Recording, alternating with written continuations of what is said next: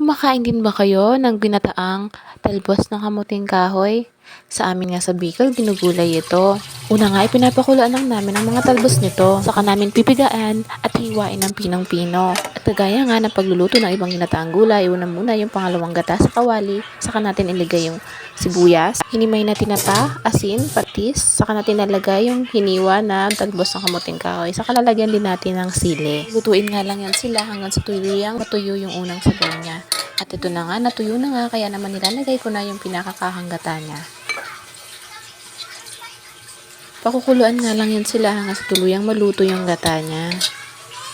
Nagdagdag pa nga ako dyan ng sili para mas maanghang. Napakasarap nga ng gulay nito kung susubukan nyo. Sa probinsya nga ay libre nyo lang makukuha to.